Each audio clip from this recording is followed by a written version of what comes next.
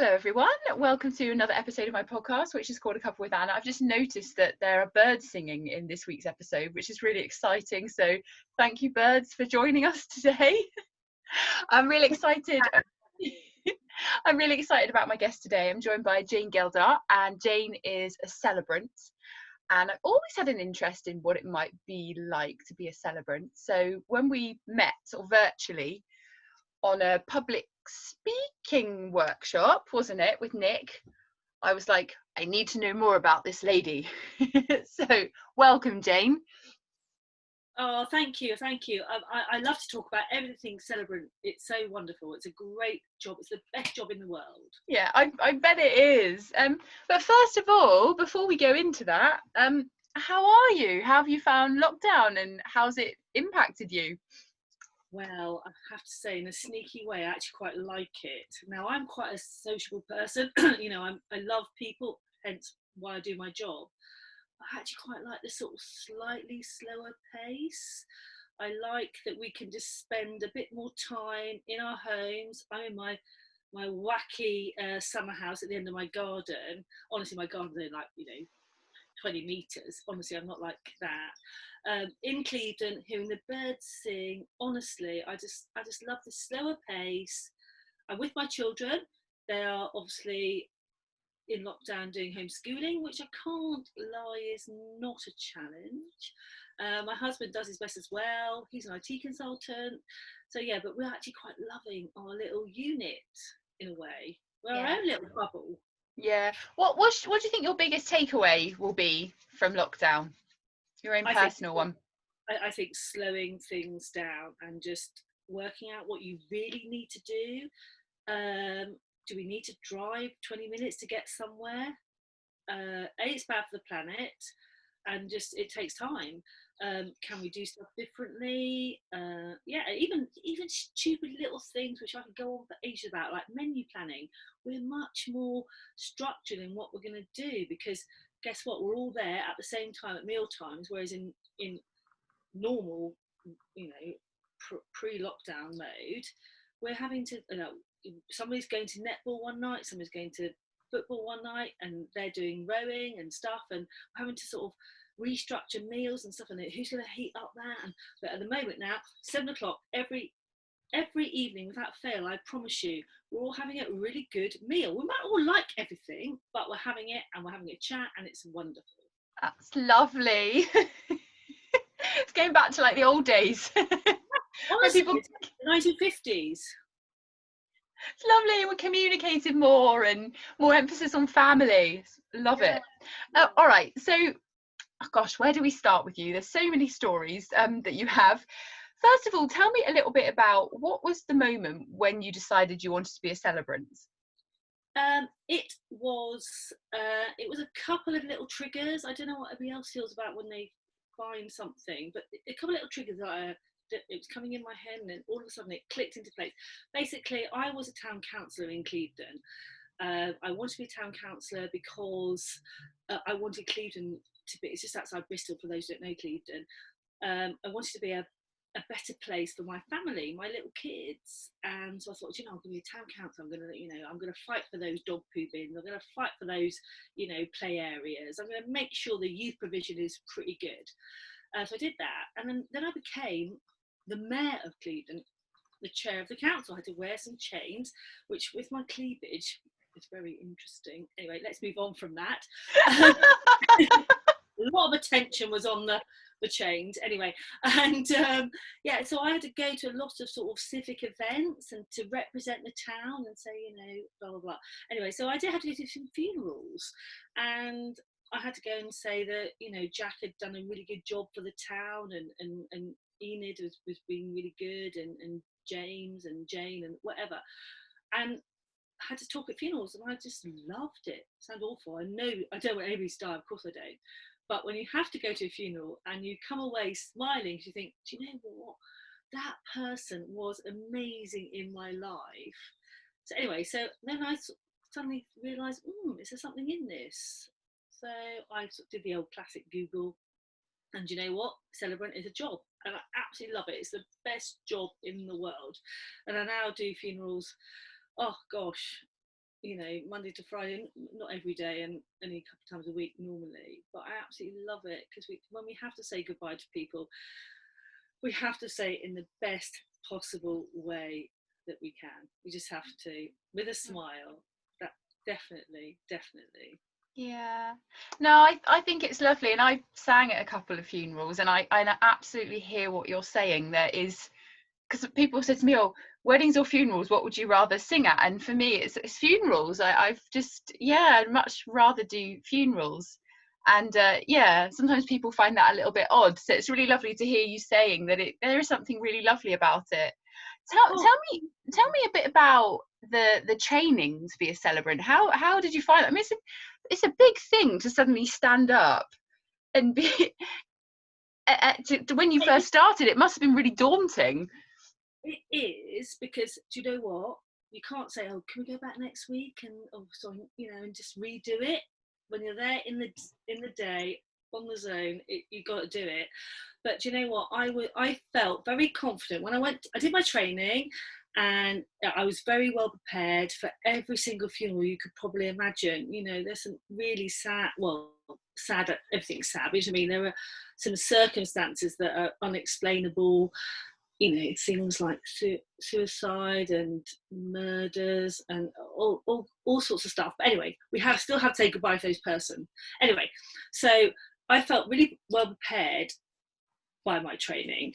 But before going into that, I had I don't know, I felt I was probably in a good place to be able to do it, because I was a Samaritan for years in Putney, London, which meant I had a perception of mental health issues and all the things that brings. And I'm not going to, go light on that sort of stuff because it is really serious.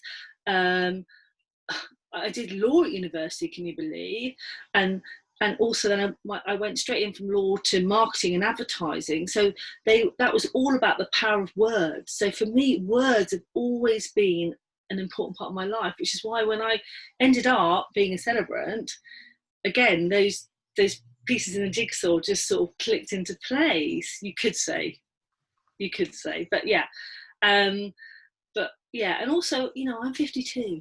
I've seen a lot of stuff, not as much as some people have seen, but I think as a older person, you've seen a lot of things. Your friends have gone through stuff, you've gone through stuff, you've heard about stuff.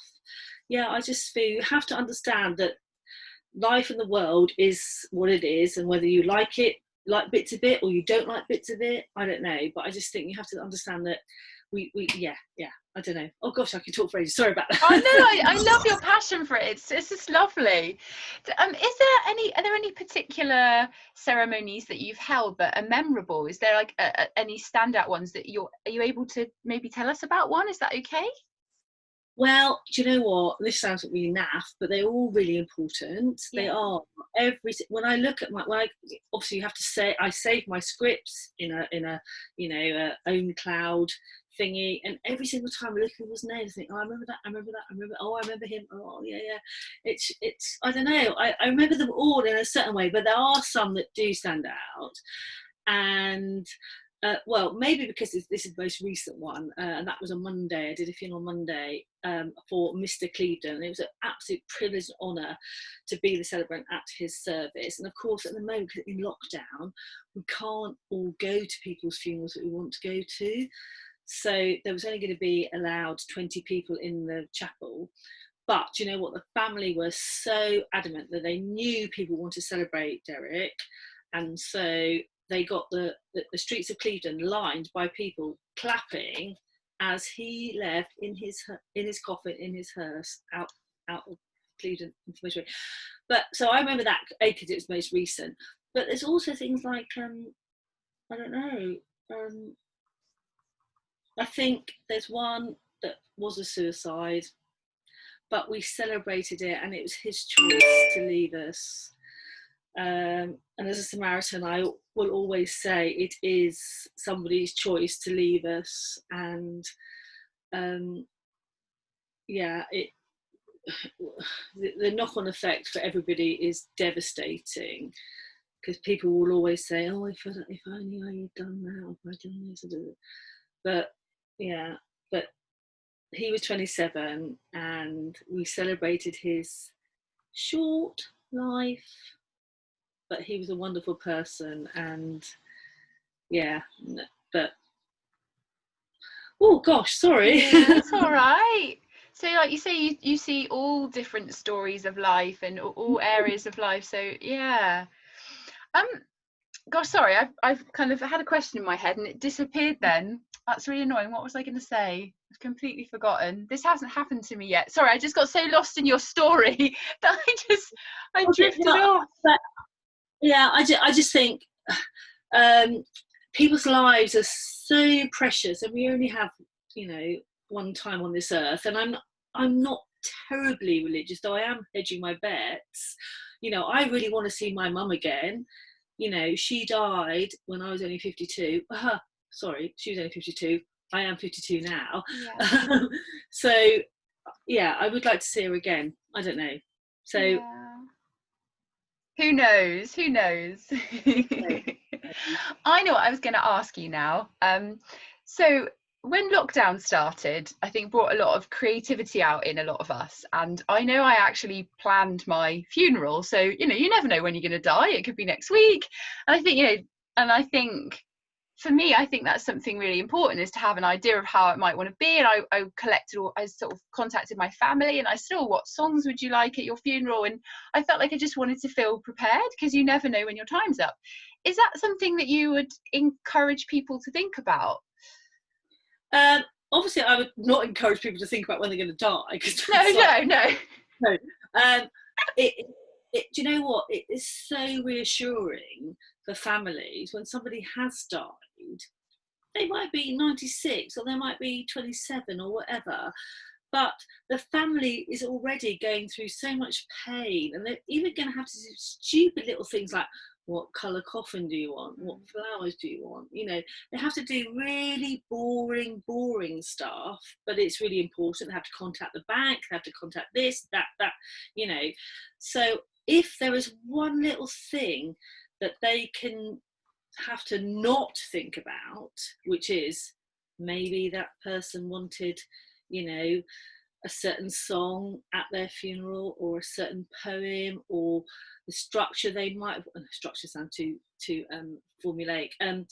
Just if oh, this is ironic. When my dad dies, which he will, he's 78. Gosh, I haven't even asked him what he really wants. But yeah, so my point is, so if you, as a person who has died, can give your family some comfort to know that they've done the right thing for your goodbye ceremony, your celebration. Yeah, it could be anything silly. I mean, honestly, with a celebrant service, you can be as irreverent and as reverend as you like. You can. So, I did a funeral a couple of weeks ago when we had like Bring Me Sunshine, Eric and Morecambe Wise. We had to all do this as we left. You can, honestly, there are so many different things you can think about. And yeah, it's worth maybe writing down. Do not include it in your will, because the wills aren't often read till way after the funeral might have happened. So write it on a different bit of paper, just a few bullet points, so your family knows. But especially if you don't actually want to talk about it, because let's be honest, it's not great sometimes to talk about it. So just write down. Do you know what? I don't want hymns, or I do want hymns, or do you know, I've always liked this song or that song. I don't know. You'll be amazed how many families sometimes go, oh gosh, I don't know. What should we do? I don't know. There was a funeral I sang at and I actually had to choose the music. I actually ended up choosing it myself for them. And then I sang as people came in, and I felt such this enormous responsibility. I sort of tried to find out a tiny bit about this person. But again, I think that really got me thinking, oh, actually, I want to know what songs that my parents and my sister and what I want. So I don't, if when the day comes, you don't have to think about that. Yeah. Yeah, because it is all about celebration. It really is celebration. So wouldn't you rather have a song that that person liked? Exactly. Think, we all quite like that. I don't know. Definitely. Oh, that's good. I'm glad we got that one. I was important for me to talk about that. So, Jane, I know that family is really important to you because I send a pre-questionnaire out, and the top question is, what are you really passionate about? And I just love asking that question because I think you get a real gauge. So tell me a bit more about that really, and kind of prior lockdown when maybe you didn't have quite so much time. Well, do you know what? When you wrote that question to me and I answered it straight away, family, oh my goodness, family is so important to me. Now, we can't choose our family. Some people can't, you know. Jane, you've suddenly just gone really quiet. I've got my wonderful mic here. Can you, Oh, I don't know if you suddenly kind of halved in volume. can you hear me now better? A little bit, yeah. You're probably just going to have to speak up. Okay, all right. Sorry, I'm getting too relaxed. Okay, Yeah. no, right. So family, definitely, family is the most important thing to me because, okay, you can't choose your family. You can't. You know, you're born into it. You know, and there are all sorts of complications about, you know, all sorts of stuff. But I've been so lucky that I've had such a good relationship with my family and my obviously my existing family, as in my little bubble of my husband James, who's fantastic, my two kids who are both 13 at the moment because there's only 11 months between them. Oh. That was not planned, but I was an older mum. I popped them both out before I was 40. So at the moment they're both 13. Can you imagine my daughter, the older one, Phoebe, her brother is the same age as her at this precise moment in time. Well, maybe in 5 weeks' time they'll be different. But yeah, so I just love my family, and I'm just really lucky that we all get on all right. Even in lockdown, we get on all right. Of course, come on, I'm not pretending this is, you know, perfect. We're all like skipping along like, you know, Little House of Prairie, or oh, I'm showing my age there, or stuff, you know. But yeah, family is really important to me, and because I had a really, really solid family, my mum and my dad before, yeah, were amazing. Hmm. Can you I hear me think right now? you said humour is really important to you as well, and not taking life too seriously. So I'm imagining there's probably quite lots of laughter within your Oh yeah. family. Oh yeah, sorry about that. And sometimes the kids go, "Oh, mum, shut up." Embarrassing, mom, help. No, yeah, Best no. way to be. Well, I hope so. Yeah, no. So humour has to be in the right place at the right time, Yeah. obviously. Yeah. Yeah, but I should think sort of doing what you're doing as well, you probably need to have a bit of humour in your life.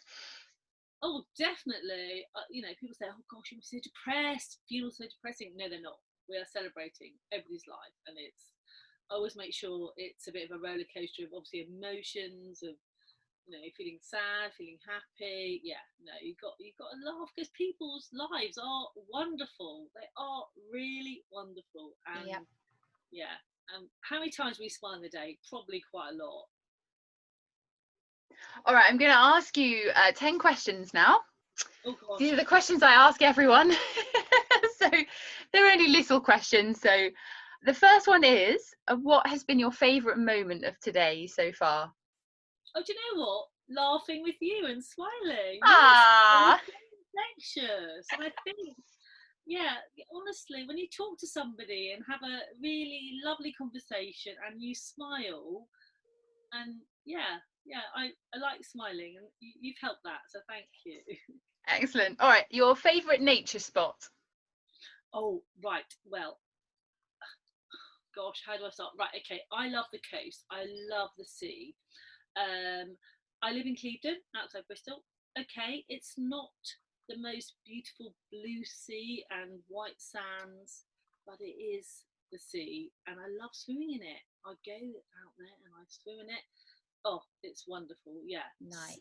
yeah. Sea, yeah. Sea. That's my thing. Okay. What are you most grateful for at the moment? I think that I can sit here in my weird and wonderful shabby shack. Um, that I don't know, just life's what life has given me. I think I feel so grateful that I'm, you know, I'm not in pain. not too worried about much stuff. Yeah, I think at the moment my life's on a pretty even keel, and even keel is fantastic. What's your favourite hot drink? Oh, do you know what? I've got it here now. It's a bit of a herbal tea. I like Ooh, tea, and I do indulge myself with these ones which are not environmentally friendly because they come in different, each one's in individual sachet. But yeah, I do like a herbal tea. have you got a favourite herbal? No, I like them all. You like a variety? Okay. Yeah. Best piece of advice you've ever been given? Oh, right. Okay. Somebody once said to me, maybe they're pointing, I hate pointing. You're the only person in your life who has been with yourself 100% of the time.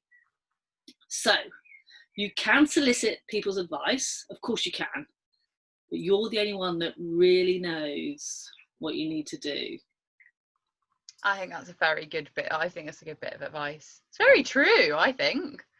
Yeah. Well, yeah, people do need counsel, don't you? You do need to know, but ultimately it's down to you. It is indeed. A standout person from your life? Oh, Why? it's got to be my mum, without a doubt. My mum, bless her. I was 42 when she died. Sorry, I keep saying that. She was 42 when she died. I'm 42 now. So this year's always been a bit of a weird year because I always knew that 42 and my mum equals death. Sorry. But my mum was fantastic. She was a primary school teacher. She was the most bubbly, vibrant, sensitive, just really personable and really caring. And one thing I do that she always did, she always had a bank of cards in her little folder of greetings cards and stuff, and she'd always post them out. And even now, come on, people don't get cards in the post anymore, but I still send them. I always still send cards to anybody to say, hello, I'm thinking of you, or happy birthday, because people get virtual cards. Yeah, no. So my mum was amazing and so warm, and just everything about her was amazing. Yeah. Okay. A standout book and why? Oh, right. I had a couple, didn't I? I'm gonna have to get the names of it completely correct. One was Not That Kind of Love, and it's by Greg and Claire Wise, which is about, I don't want to bring the whole thing down, but about cancer. It's Greg Wise, the actor. His sister had cancer, for a long time, and it's his memoirs and her memoirs about how they worked to be with each other when it was happening. And yeah, maybe I only read it a couple of years ago. I think it was out then anyway. It just made me think about what it's like to be with somebody in their last days and stuff, and you can't underestimate that, really. You can't. Yeah, it's the ultimate, I don't know, honour or whatever, to be with that person when they're going to leave you. But luckily it doesn't happen that often. The other one, quickly, was What I Loved by Siri Houtsvet, which I found amazing. And I actually, when you asked me this question, Anna, I thought, oh God, I'm going to go read it. So literally, I'm going to go and read it again today. It's about friendship, it's about relationships and family, and there's a real twist to it as well. So it's a bit of, it's a good book, definitely. And it stayed with me a long time until you asked me the question. And I thought, right, I'm definitely going to read it again. Definitely. Oh, brilliant. Yeah. Okay, standout film and why? Oh, right, okay. I think it's Dead Poets Society. Now, it's an oldish film, isn't it? Couldn't tell you what year it was made. I know it's set in the late 50s, 59, I'm going to say. It is an amazing film with Robbie Williams, God, I always get this wrong. Anyway, he is an amazing actor, and and he had his own personal mental health issues, didn't he? So, but anyway, it's a great film because, I don't know, it's inspiring teachers. Now, this is forgetting my homeschool issues I've had to do, forget that. But, teachers are amazing. I still remember my amazing teachers. Some of them definitely, geography particularly. I've got Mr. Dougherty and I've got Mr. Masters as my geography teachers. I should have done geography, not law at university. Anyway, that's a different story. Yeah, but the point is, he was trying to inspire his kids so much. He was making them all trying to feel that they were individual and that their point of view mattered. And then he was fired, but they all rallied round and they tried to, try and sort the situation out. Oh gosh, yes. I told my kids we are watching that this evening, and they're like, yeah, we want to watch it. And that's a song you love to dance to. Oh gosh, but this is ridiculous because it's not a song you can dance to, but it's my best song, and this will be at my funeral. It's called Sweet Little Mystery by Wet Wet Wet. Oh my goodness, it's pathetic. It's got no lyrics of any significance, and I think sometimes we do need to think of that songs don't always have to resonate lyric wise. They can just make you feel really good, and this song makes me feel really good. Not quite sure how I would dance to it, but it's a song, it's my all-time favorite song, and that's the main thing. And I was lucky to meet Mr. Marty Pello, who he is gorgeous. He went through a bit of a dodgy phase when he was cocaine addict and whatever. Oh, I didn't know he was a coke addict for a while. Honestly, he's got dodgy. Yeah. Anyway, but love him, and he's just so smiley. Oh my goodness, his smile is so infectious. He's a hottie. I remember him as a teenager growing up. His little hair movements, Oh God, you're so much younger than me. You can't. I think my mum liked him actually. I remember her having an obsession with him. All right. Okay, I'm going to give you a scenario now. I'm so going to listen to Wet Wet Wet, by the way, after I come off this interview. So I'm going to give you a scenario, and I need you to tell me what you would do. So you begin to feel quite anxious and reactive, not in a good headspace, not good to be around. What's the first thing that you do? Sip some tea. Oh, I like the demonstration there. No, seriously, I think you take yourself away from the circumstance situation. Have the maturity to not always think, right, I need to try and change it straight away because maybe I can't. Take a step back, geographically or metaphorically or whatever, and just breathe. I know it sounds awful, but breathe. Don't underestimate the power of breathing. Yeah, definitely. Brilliant. Thank you for that. And lastly, do you have a challenge for our listeners? Well, it's not really a challenge because I'd like to say it's something that you can build into your lives. Nature. I love nature, and I live by the sea now, which, as I said, it's not exactly the most beautiful seaside. It's not blue and sandy beaches, but you know what? Water. I love water. I love being close to water. That noise when the waves, come in, and just that sort of, go back out again. So if you can't get close to water, just nature. Bird singing. I don't know. It's just find yourself a little tiny green patch. Could be your garden. Could be just up the road. Just sit and just think. Honestly, I'm not very good at meditation or anything like that, so my mind goes off to, oh yeah, I must write that on my Tesco shopping list or whatever.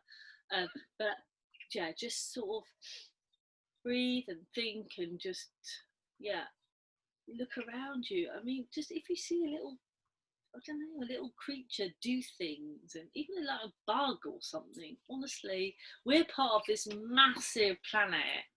So just, I don't know, take your time to think about where you are in it and just enjoy it, because we're all there, aren't we? We are. Oh, Jane, it's been so lovely to talk to you today. Thank you so much. Oh gosh, thank you. Gosh, I could talk for hours, sorry. You're wonderful. That's brilliant. What are you heading off to do now? Obviously you've got some film watching and book reading to do, but what else are you up to? I'm lying in the garden Yeah, no, do you know what? Because sun's come out now. I'm gonna. It's obviously it's a weekend, so I'm gonna have to make sure my kids are not lying in bed all day. Which is, want to do it? Why not? No, we're gonna go and enjoy the outside space as a family, and just breathe. Enjoy just breathing and taking it all in. Thank you so much, Jane. No pressure to do anything else, but do nothing in a way. Oh, enjoy. Thank you.